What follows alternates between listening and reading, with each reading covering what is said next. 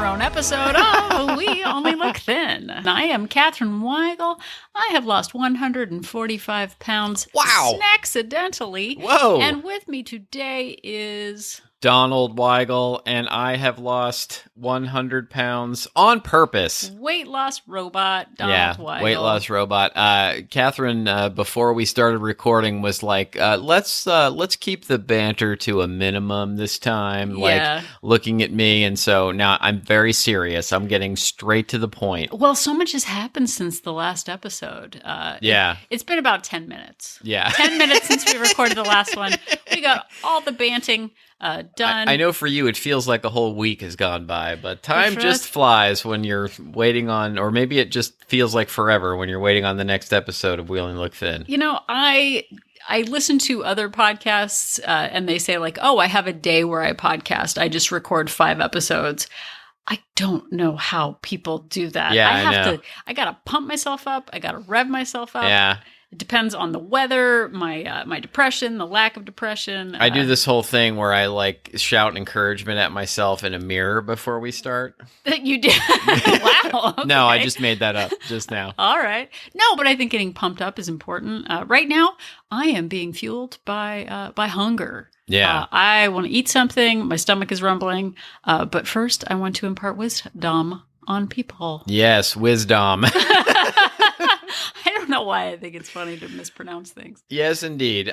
So, getting down to business. Oh, we're getting to brass tacks. Yeah, brass tacks. This might upset some people. Some people enjoy the banter. Some people do not enjoy the banter. Yeah, we I get know. both parties complaining about, hey, you guys are too many chuckles. Yeah. Or I only want chuckles. So I don't know what this episode basically is gonna two be. kinds of people. Those who think we talk too much without making a point, and those who think we don't talk enough without making a point. But we're doing this for us. We just got to be real. Yeah. We got to be true to ourselves, our bodies. We need to be the best Catherine and Donald that we can be. Yeah, and that can depend on the weather. Our So many authentic different- selves. Yeah, yes. you know what? Our authentic selves ate our way through 40 plus Oh, yeah. years of living. It turns out if we don't make changes, nothing's going to change. So this episode is all about change. Boom. Boom. They're done. Done. End of episode. If you enjoyed this episode, no. Ha, ha, ha. Yeah. So last week, or 10 minutes ago, depending on your point of view, we did an episode about looking ahead at the summer. Yeah, we sure did. We talked about looking at the months of June, July, and August, maybe into September, Gregorian calendar. Yeah. And Or here in Los Angeles, it's still blazing hot into October. Yeah. Like October is one of the, like early October especially, is like one of the hottest months out Yeah. here. It's really weird. it's bananas. Right now, we're experiencing June gloom in Yeah. Los Angeles. Doesn't even rhyme, but nobody seems to pay attention to that. They just let it go. June gloom, the expression drives me crazy, but there's this tendency in June in Los Angeles for it to be overcast all the time, and that's what people say. Yeah, it's not a time to visit if you want a suntan. So we talked about looking at your summer and really analyzing what your expectations of yourself for the summer would be compared to the actual real life events that are occurring in the summer. Are you going on vacation? Do you have structure, no structure, back to work? All these different things that can get in the way of our goals. And one of the things we mentioned was the actual plan of gaining, maintaining, or losing weight. And is that realistic based on all of the plans that you have this summer? Yeah. Now, I will tell you that in the 4 years of maintaining my weight, Maintaining? maintaining my weight, I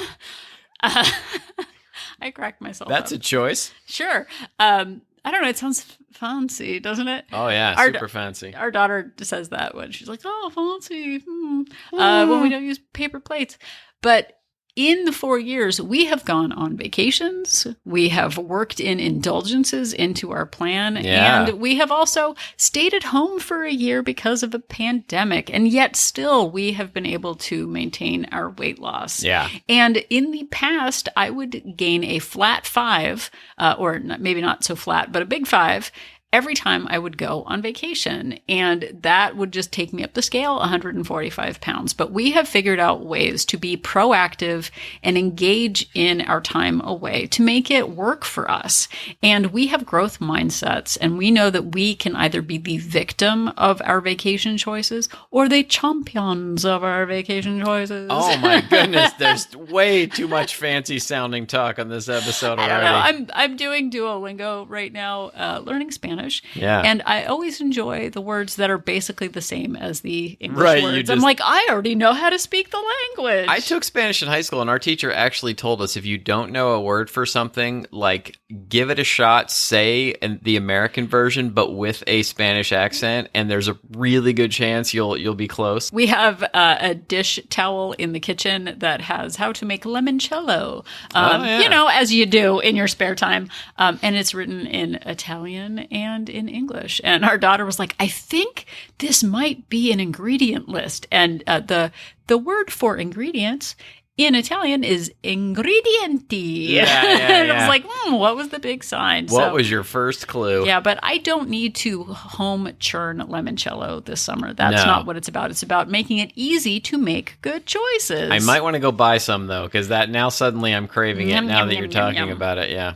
Sorry, listeners. So depending on your summer plans, today we are going to talk specifically about staying in hotels versus staying in sort of rental timeshare places with kitchens and without, because the challenges of each, and sometimes you can control those, sometimes you can't control those. It's okay. Yeah. But we're going to come up with ways to manage those. The first question to ask yourself in all of this is, are you okay gaining 5 pounds this week? Because if that's not in the plan, then you've got to make some plans. Yeah, you said in the last episode that every time you went to visit your grandmother, you just assumed you were going to gain 5 pounds. You kind of threw up your hands and said, well, there's nothing I can do about it. No, it was just what was going to happen. Yeah, and so you have to ask yourself, if you're just going to, let yourself go, so to speak, if you're just going to throw all your plans out the windows, if you're just going to say to yourself, well, this isn't the time I'm going to try to maintain my health and fitness. I don't have the willpower. Yeah, you have to be willing to face the consequences of that. You have to ask yourself, well, the position that I'm in right now,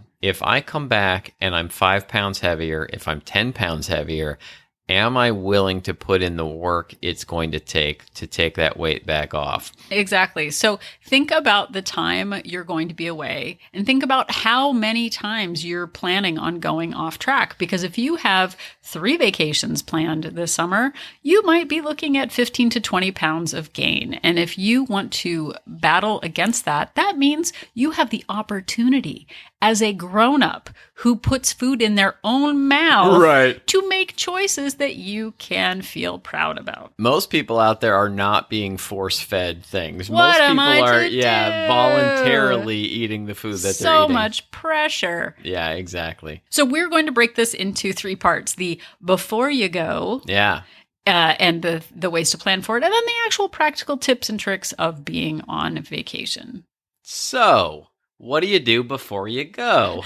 Well, it goes a little like this. So remember, and this is something that Donald actually brought up, I'll take credit for it because I'm saying it first. Yes. Is that really think about why you're going on vacation. I can tell you without a doubt that I used to go on vacation to eat lots of food and then nap, not in my own home. Yeah, that's why sure. I went on vacation. There were plenty of times where, like we said, good old-fashioned raisins and peanuts, gorp, or whatever it's called, that we would just go to tank up. We would have more, snacks and supplies than we would ever need. We packed sticks of butter in, bags and backpacks to make sure that there was, I don't know if there's butter at Knott's Berry Farm. Who knows? I got to bring my own butter. Yeah, we got to make that happen. But before you go, and this was what Donald was going to say, was really remember why you're going on vacation. Are you going to relax, to engage with other people, to mellow out, to rev up?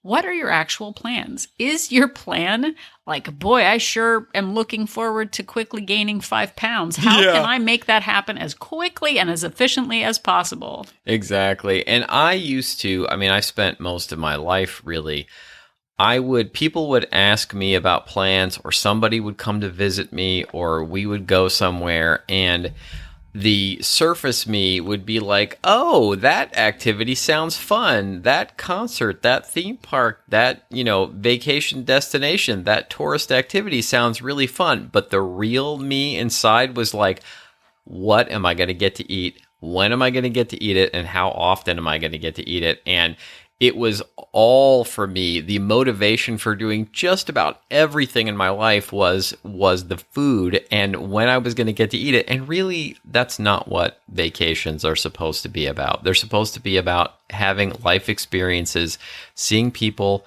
going and doing things that are out of your normal comfort zone, resting and recharging, and making it about food is not counterproductive. Now, we're not saying don't ever enjoy food. I enjoy food still, but it shouldn't be the primary reason for doing all of these things like it was for me for most of my life. Oh, for sure. I mean, we used to go out of our way to be exhausted by breakfast. Oh, yeah. Of just eating and then napping. And it actually affects the quality of the trip, too, because for sure.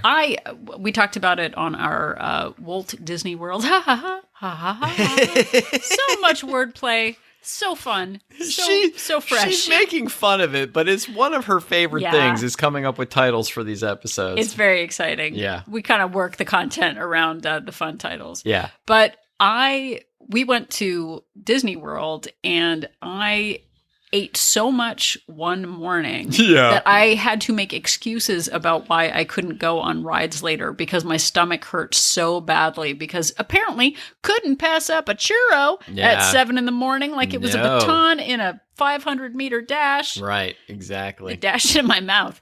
But I literally for a day felt so sick from eating. It was like you were poisoned and churros were the antidote. But they kept making me more sick. It's like I didn't understand science. Yeah, it's exactly. like, just have another churro. It'll crush all the other food down. But we have made so many mistakes along the way. So we are hoping to impart some wisdom into your lives to make it more successful. So again, we were talking about what to do before you go, which is, again, decide if you're okay with gaining 5 pounds. If not, here comes the planning part. Calories count whether you count them or not. They still happen. So one thing that I do on vacation, because I don't always track on vacation, I give myself a little bit of freedom. I do have in my Fitbit and in my Lose It app a blanket flat 3,000 calories that I track on vacation days just to put something in there. Because if you're looking at your calorie average for a month and you've got 10 0 days in there, it's like, but I only ate 1,200 calories this month. So I track a flat 3,000 calories if I'm in a position where I do not want to track. So load that in there before you head out on vacation to make sure that you've got that. Yeah. So when you look back at the data, you at least have something in there. You're probably not accurate. Like I can eat way over 3,000 calories when I put my mind to it, but at least there's something in there and it doesn't just look like zeros and you're not just saying to yourself, but I didn't hardly eat anything. How did I gain all this weight? Yeah. So practically speaking, aside from the packing part, here are some tips for you to plan a solid departure and return to your home. So first of all, clean out the refrigerator. Make sure that you've got all of your perishable foods thrown in the trash so that you don't come home to gross, rotten food in the fridge. And the return part of that is planning for your return before you even leave. Yeah, like don't come home to piles of dirty dishes and a messy place and find yourself coming home and having to do all of this cleaning after a vacation. Like, I know the old joke is I need a vacation from my vacation, but really like vacations can be pretty tiring and you don't want to get home and have to do all of that and then just throw up your hands and be like, well, I have no choice but to order takeout. And we used to do that because we would say like, okay, we had the vacation, we got home, we're exhausted. We have nothing in the refrigerator because I don't remember how to human. Yeah. And then we would get takeout an entire week and then say next weekend we'll get back on track. So that's like a second vacation food week on top of the first one. So one of the tips that we have for you is order groceries for delivery or pickup on the way back from the airport, or have it delivered like Amazon Fresh or whatever the different services are. Have it delivered the day that you are returning so that you've got fresh food that you know is good for you upon return. Yeah, and I think some of these grocery services, you can even like order a couple of days ahead and have your delivery window a couple of days. So you could do it while you're still there, but when you know you're going to get back, so that you have actual like food that's on your plan available. Because one of the things that I would do all the time was go on a vacation and then let the vacation eating continue long after I got home. And I was at a point where I didn't want to. I couldn't stop myself, and I didn't want to stop myself. I would get into that routine. So promising yourself that you're going to end the vacation eating when the vacation is over is one of the things to do before you leave. Right. So the minute you walk through your door and put down the bags, you are back on normal, living in your house human time. So if pre-planning your groceries is too much, simply have some easy frozen food in the freezer for your return. Get some Stouffer's French bread pizzas. They're about 400 calories, and just plan on having them for dinner. All you need to do, heat up the oven, eat. It's about as many calories as it is the temperature you put in the oven. So it's 400 degrees, 400 calories, easy peasy. And you've got dinner. Sure, it's not the fanciest meal, but it's much better than ordering, pizza from Domino's that's 2,600 calories for a whole pie. Yeah, the sort of an average person's calories is probably, that they should have is somewhere between 1,800, 2,000, like somewhere in there. And you can blow that like well past that with just one, takeout pizza or one takeout, Chinese food meal, and so having something that's reasonable, that's easy when you get home can save you from doing that. Oh, for sure. And it's so important, and not to, blow the ending on this, but I didn't get twice as heavy as I am because of one summer vacation or one weekend getaway or 3 weekend getaways. I had the chronic condition of pushing my goals down the road and just saying the 365 surprises. Oh gosh, I didn't anticipate, trouble in the road. Guess what? Something always happens. There's always an X factor. So it's what you do when you get back from vacation that matters. How quickly you recover from that time really does matter. And that pre-planning of planning a safe home to return to really does matter. It might also be a really good idea to not have collected food souvenirs from your trips. Sure, maybe some, truffle salt or something like that, a seasoning perhaps. Right. But you don't need a 5-pound bucket of, nuts from Hawaii that were actually made in California. Yeah. You don't need a 5-pound bucket of anything. No, food. nothing in buckets. Yeah, nothing that comes in buckets or barrels. It's a value. Don't buy it. You don't need it. Don't bring a trigger food to a second location. Just because it might be duty free doesn't mean it does not have calories. Yes, indeed. I was trying to say like a booty free or something like that, but that didn't work out. We'll wordsmith it. We'll get it on a t-shirt eventually. One thing, if you're like me, one thing that works for me, and this probably won't work for everybody, is I like to establish the rules for myself before I leave. Yeah. If I'm going on a trip and I'm just winging it, if I'm just like going to see where my body takes me. Donald, I don't know what food they will have in that state. I don't know what foods are in their culture. Yeah, well, that for me was the kind of thing I would say to myself as an excuse just to allow myself to eat whatever I wanted for the length of the trip. And what I'm talking about here is, I'm not saying that you have to set up a strict, restrictive plan for yourself the whole time, but decide what you're comfortable with. Maybe you're comfortable eating one indulgent meal a day. Maybe you're comfortable with planning to, sort of go nuts at the end of the vacation, and rather than just diving headfirst into all of your treats from minute one that you leave your place. But whatever it is, maybe you're going to just stick to must-haves. Maybe you say to yourself, I'm only going to indulge when it's something that I can't get at home. And look, you can bend these rules to make them whatever you want. But for me, once I really make a rule, I'm actually pretty good at sticking to it. I just have to establish it ahead of time and not just wing it while I'm there. Well, and having certain policies, we talk about this at home too, having policies about how you eat actually matters. As Donald was saying, having certain things that are priority foods for you. I mean, sure, you can stop at a gas station and get some Funyuns.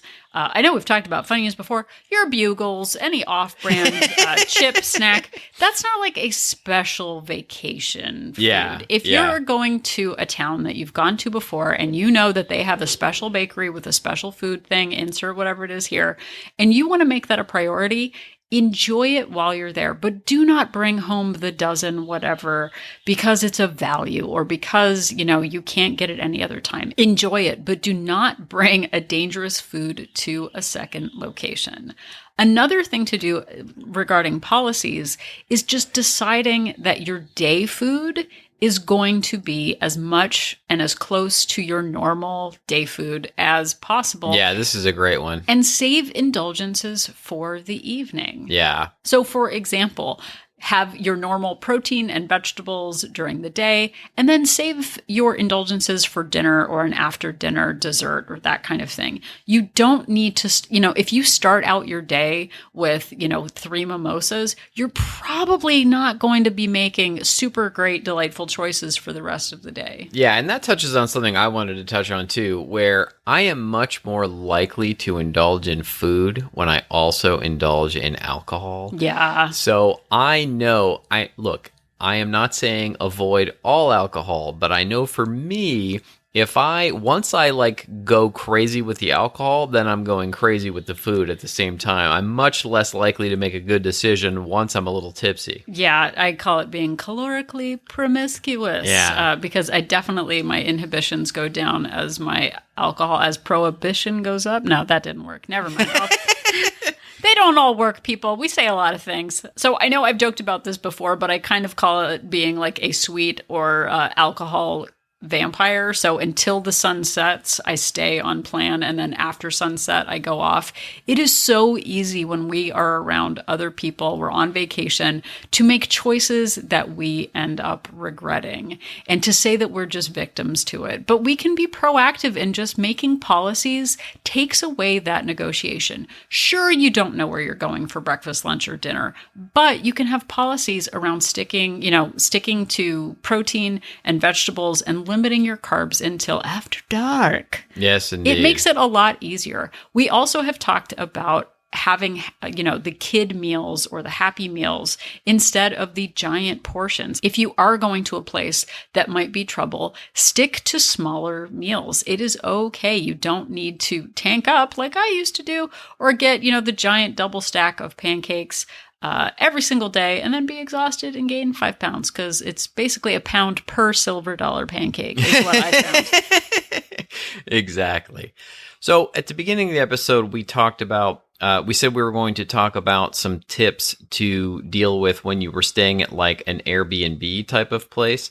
So I think some of what you were saying ties into that, the daytime foods or trying to eat during the day as much as possible.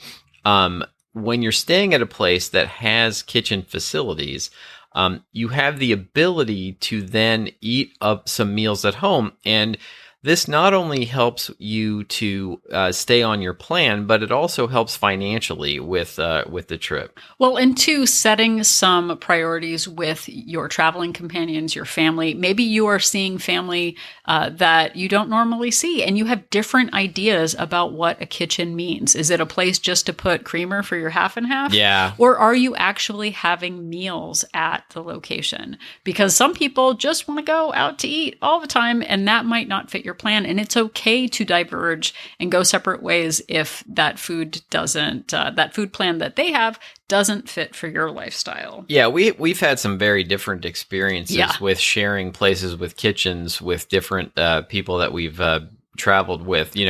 One experience we had, we ate a lot of meals at home and then only occasionally ate out. And then another experience, we were sort of expecting the same thing to happen, and we ended up eating out almost every meal. Yeah, and all on the that food trip. was just like, oh, didn't think we were going to use that. So we can have an impression of what eating at home means, or, staying at a place with a kitchen. So really getting a sense of that, deciding that you're only going to go out for dinners or lunches can really help. And we mentioned having a grocery delivery service for when you return from a trip. Having a grocery delivery service deliver groceries on the day you arrive at a place like that can really go a long way to keep you from just, going crazy and eating out from day one when you get there. Well, and there's a real comfort in having foods that you're familiar with, whether it's the grocery chain or the brand that you're used to. I know for me, when we go and stay at a place and there's a Trader Joe's where I can get the exact same food that I have at home, it adds a layer of familiarity. And it creates, just a stable environment. If all you're doing is getting, giant buckets of family size, whatever. Right. Guess what? The package is the portion. Yeah. Like that works for me. It totally works for me and against me, actually. So knowing that I have foods that, are high in protein, are non-triggery, and that I can easily track matters. 100%. Also, if you are staying at a rental property, a timeshare, or Airbnb, again with a kitchen, really decide to pack a travel scale. It actually does matter. Yeah. I have a secret fold-up one. It kind of looks like a throwing star.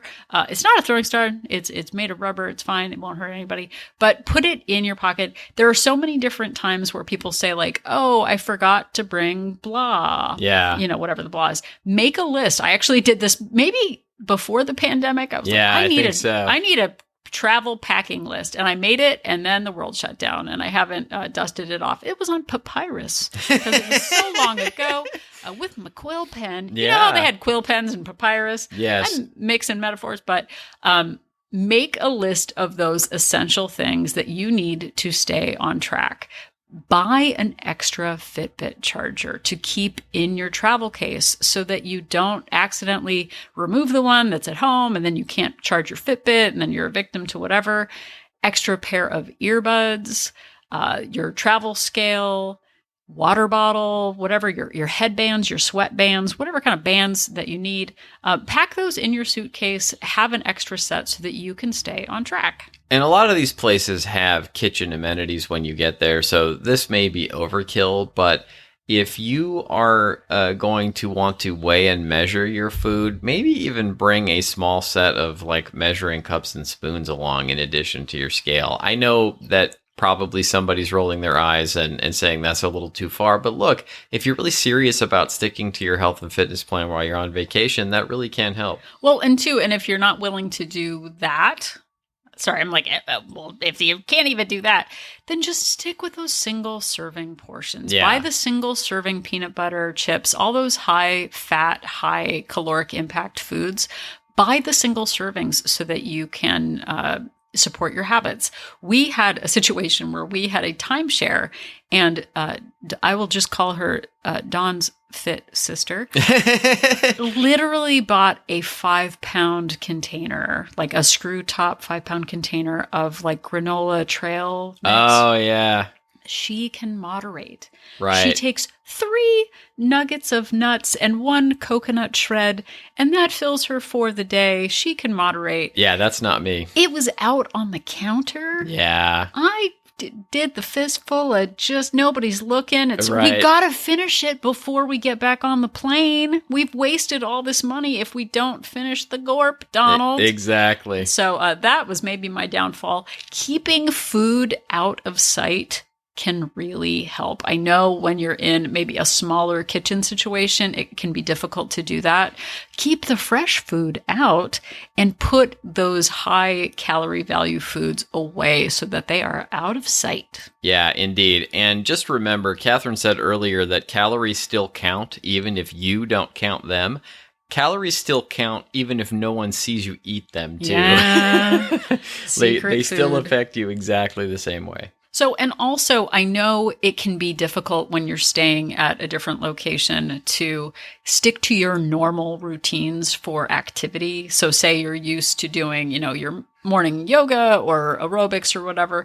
If you can't do that, you still can find maybe a walking route where Yeah. you are staying. Plan to go for a walk to explore the town that isn't a food-based journey, or maybe have a food-based destination. We actually had, there was a chocolate shop in the town where we were staying in Oregon on the coast. They call it the coast. Yes. Where we actually walked the length of the beach to the chocolate shop to get a single piece of specialty chocolate, and then we walked back. We did not buy a pound of chocolate for the house. We each got a single piece of chocolate and then walked back. So it was like a 2-mile trip, but it was a destination. We saw the town a little bit, got a little chocolate, got in a little fitness. Yeah, and you know, again, we say all the time, you can't outrun a fork. Like, you can't really out exercise your indulgences, but, you know, planning on a small, tiny indulgence, like, you know, in between a walk can be an acceptable way to stay on your plan. Yeah, so make sure you're still getting in that daily activity, even if it's not what you're used to.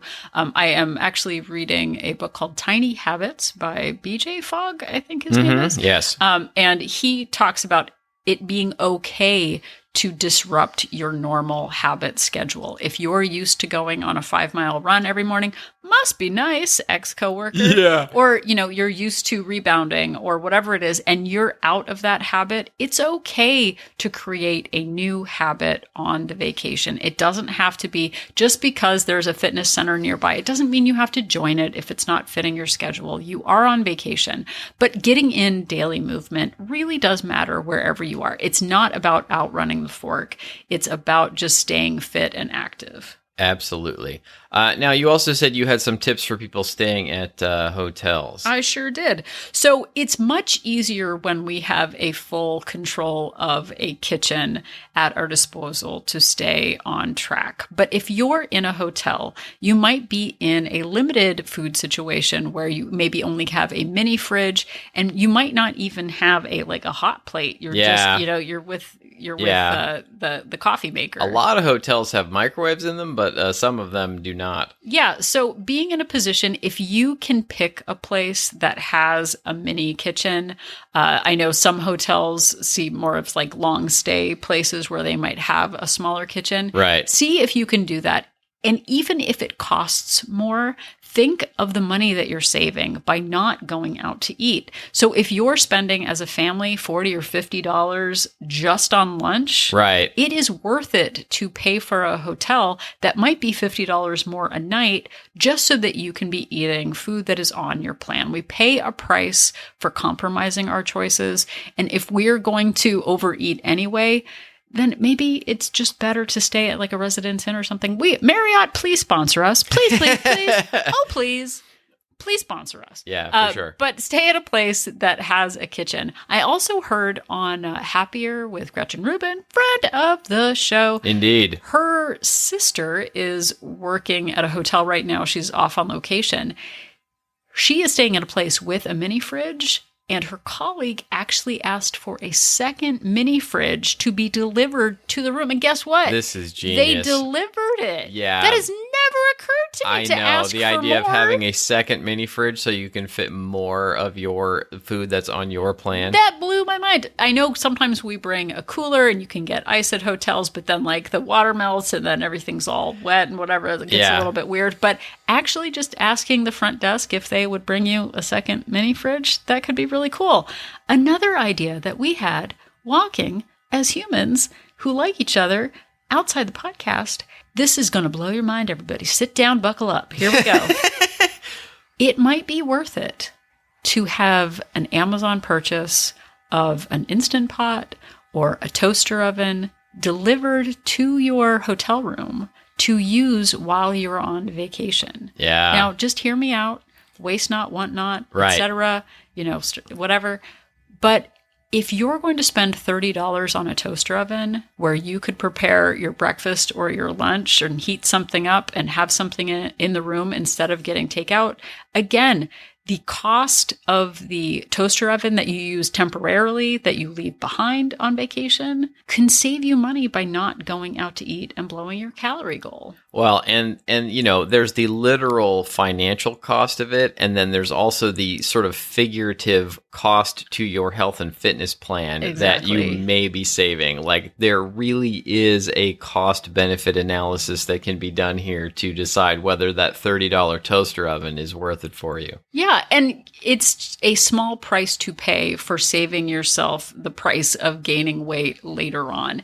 And I know you can either, donate it locally, or room service can pick it up. I think they'll, find a use for it. Right. Someone will pick it up. It's not going into a landfill. So be proactive and think outside the box. What would make your traveling easier? Sure, maybe you can pack a hot dog warmer, as we have talked about in previous episodes. If you go back to Sisterhood of the traveling hot dog warmer. Yeah, my dad had this like hot dog steamer thing that we would take on trips, and then we would steam hot dogs. It would steam like 2 hot dogs in 1 bun at a time, and we would take it on trips and then do that in the hotel room. Well, and I think too, when I was a kid, and now I think that is a great idea to be proactive. If you can make even hot dogs in a room, I know that's a bun and a hot dog, that's 300 calories out the door. Yeah. You're good to go.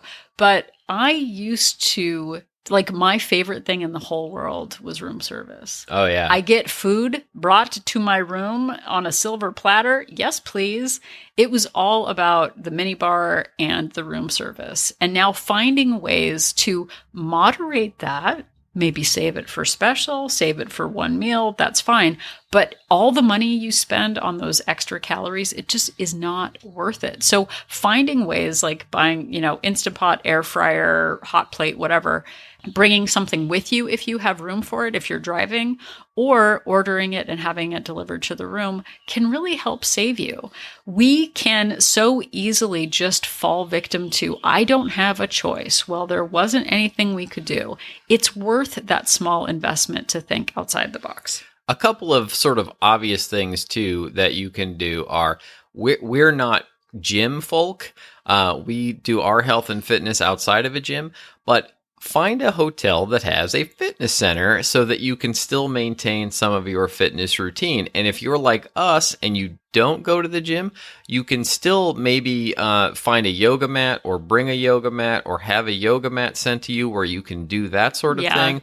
Or something that we do a lot of is we will find a coffee shop that is a reasonable, mile or 2 walk away from the hotel. And instead of just having our morning coffee at the hotel, we'll use that as an excuse to go walk a couple of miles to get the coffee, and then walk a couple of miles back, so that we're maintaining our step count and keeping our fitness up that way. Yeah, one thing that we did once in the destination coffee, which is definitely our general plan, we took an early morning walk to a coffee shop and walked through kind of Old Town San Diego. Oh, yeah. And we actually got to see all of the shops and restaurants and sites of interest before it was crowded with people. So then we knew later, let's go back there after, when it's more crowded. So it was a nice way to preview the town. Yeah, that was great. Before all of the tourists got there. Exactly. So, and something Donald had mentioned on his list, I don't know if he's going to say it, so I'm going to say it right now. You go right ahead. Don't worry about getting your money's worth.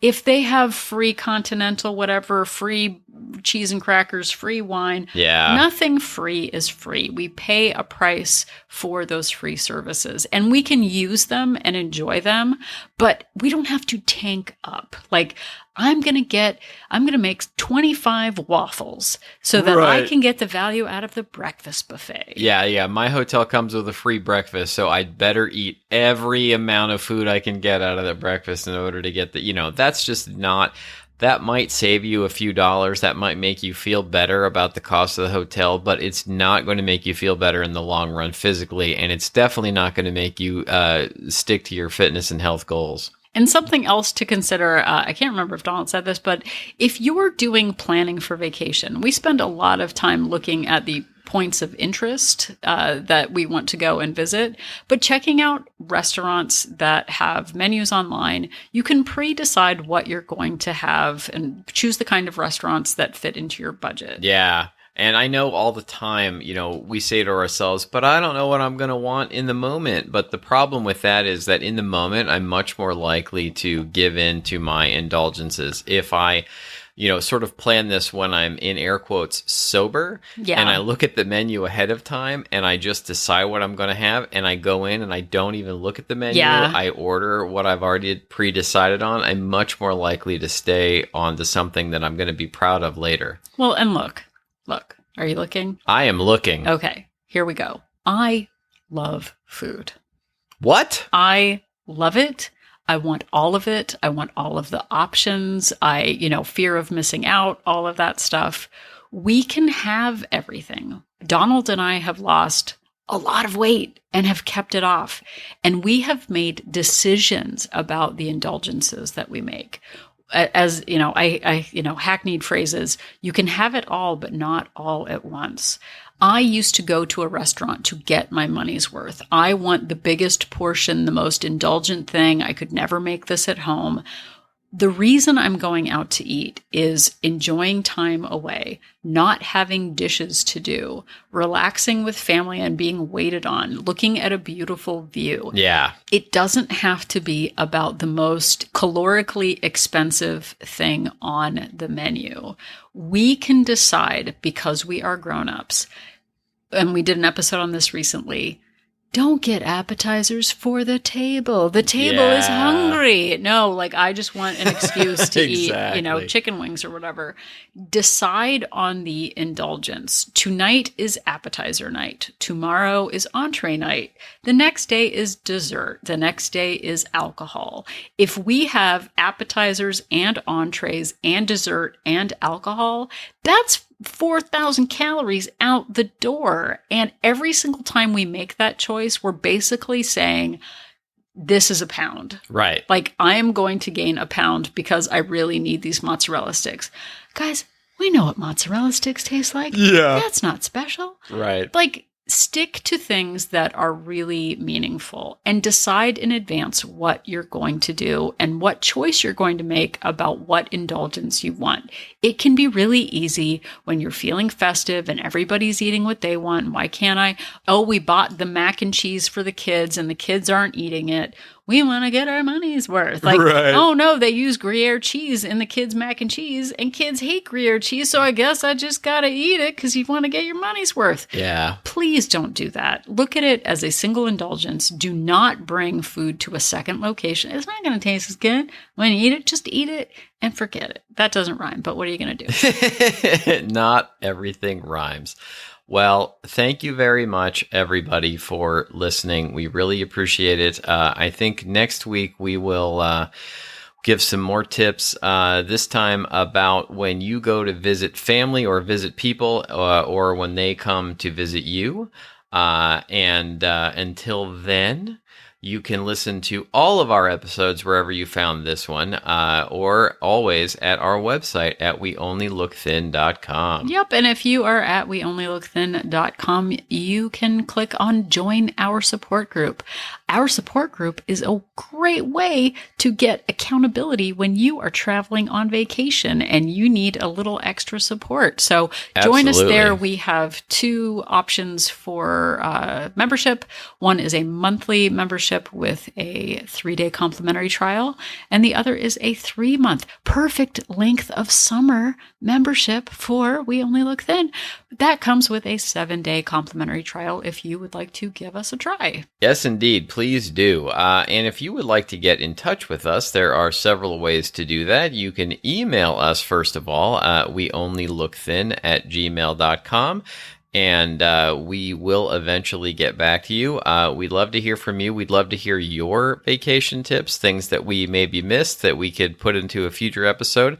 We would like to answer your questions. If you have questions for us, if you have episode ideas, things that you feel like we haven't touched on, things we haven't talked about in a while, we would love to hear from you. And you can also stay in touch with us on the socials, Instagram, Twitter, and Facebook at We Only Look Thin. Yep, and if you have a couple extra minutes and you're thinking about stars, looking up at the stars this summer on vacation, you can also add 5 stars on Apple Podcasts. That would really help boost us in the ratings.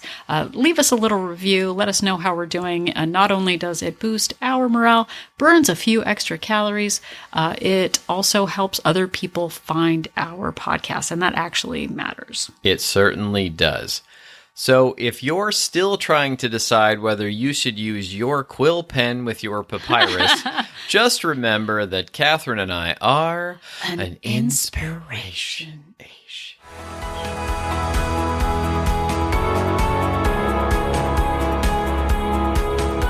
The information that you hear on this podcast is for informational purposes only. The hosts are not medical professionals. You should always consult with your doctor, nurse, or other certified health professional before beginning any diet or fitness program.